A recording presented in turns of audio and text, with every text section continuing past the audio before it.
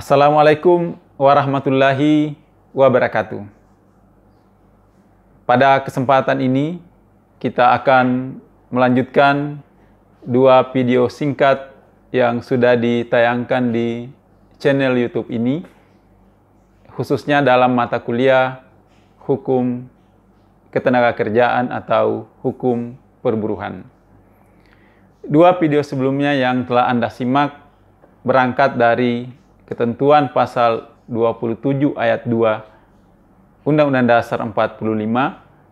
Kemudian pada video berikutnya kita kaitkan lagi atau kita tambahkan satu landasan konstitusional berkaitan dengan hukum ketenagakerjaan, yakni pasal 28I ayat 1, yang salah satu bagian dalam norma pasal tersebut mengatur tentang hak manusia untuk tidak diperbudak. Hak tiap warga negara, hak setiap orang untuk tidak diperbudak. Pada kesempatan ini, video kali ini, yang merupakan video ketiga dari serial perkuliahan online yang kita selenggarakan, kita akan secara khusus membahas tentang sejauh mana tanggung jawab negara untuk menyediakan lapangan pekerjaan bagi warga negaranya. Karena di pasal 27 ayat 2 ditegaskan hak warga negara untuk memperoleh atau mendapat pekerjaan. Yang dengan demikian harus dibaca pula bahwa negara berkewajiban menyediakan lapangan kerja bagi warga negaranya. Nah, kemudian kita akan lihat sejauh mana negara harus melaksanakan tanggung jawab tersebut untuk menyediakan lapangan pekerjaan bagi warga negaranya. Setidaknya kita bisa bagi dua terkait dengan pelaksanaan tanggung jawab tersebut.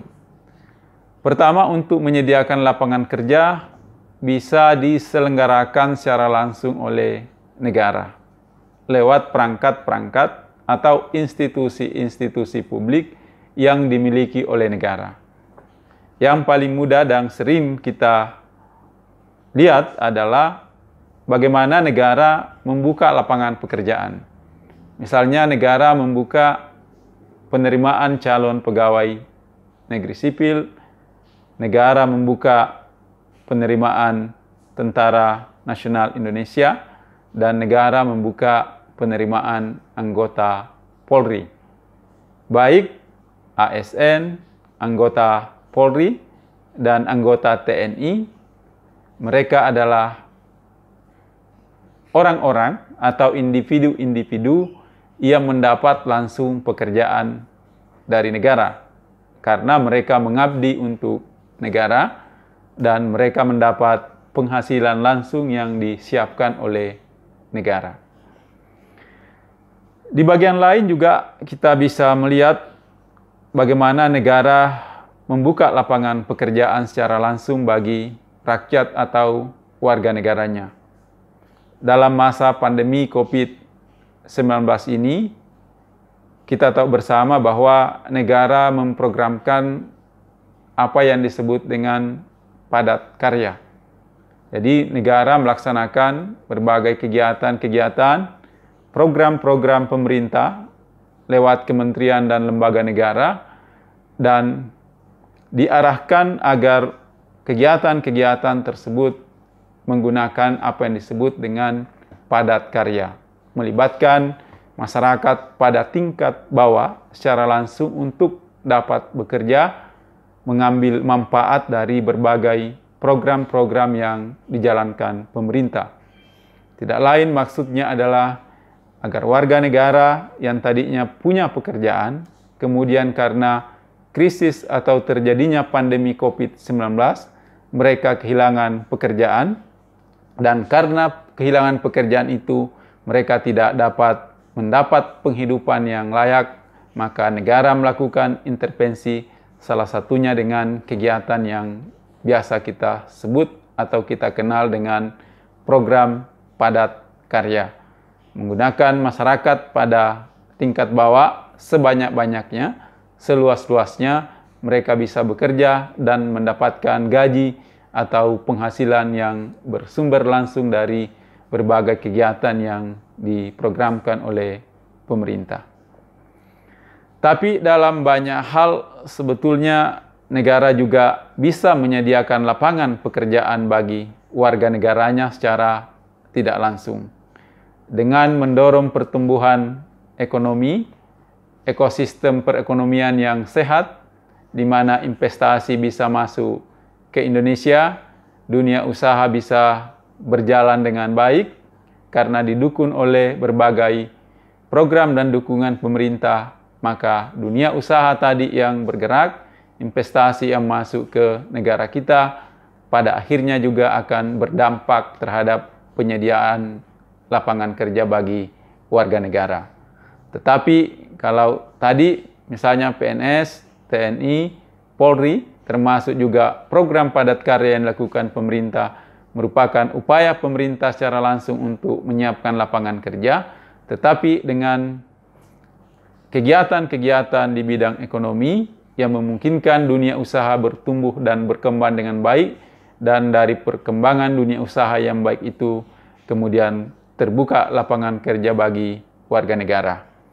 Ini pula yang disampaikan oleh Presiden Jokowi pada saat perayaan Imlek yang dilakukan secara virtual minggu lalu. Pak Jokowi minta agar dunia usaha memperluas lapangan kerja demi pemulihan ekonomi. Jadi yang berperan di sini adalah dunia usaha. Tetapi pemerintah tidak bisa lepas tangan, karena pemerintah juga harus mendorong dunia usaha berkembang sedemikian rupa. Salah satu caranya bisa dengan memberikan insentif pajak, bisa memberikan proses-proses perizinan yang memudahkan bagi dunia usaha, sehingga dunia usaha menjadi bergairah. Dan kalau dunia usaha bergairah, mereka mendapat laba, mendapat untung, berarti pemutusan hubungan kerja bisa diatasi, dan bahkan tidak menutup kemungkinan kalau dunia usaha berkembang akan membuka lapangan-lapangan pekerjaan baru bagi warga negara.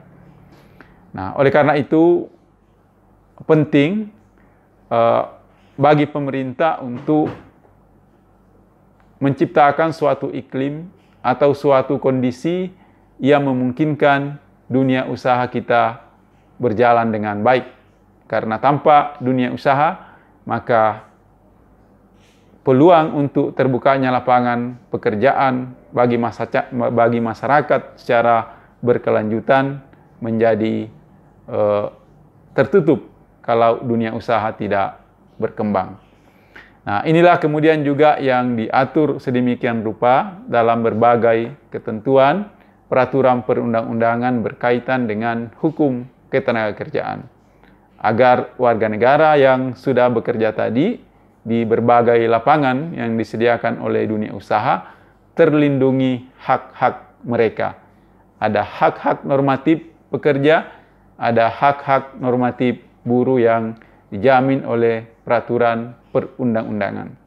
Jadi tidak cukup hanya menyediakan lapangan pekerjaan, tetapi yang lebih penting juga adalah bahwa ketika masyarakat mendapat pekerjaan, maka hak-hak mereka sebagai pekerja harus dilindungi oleh peraturan perundang-undangan yang ada.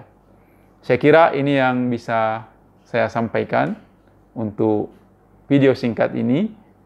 Saudara-saudara insya Allah bisa mencari literatur, bisa membaca buku, membaca ketentuan peraturan perundang-undangan yang lain yang terkait dengan ketenagakerjaan.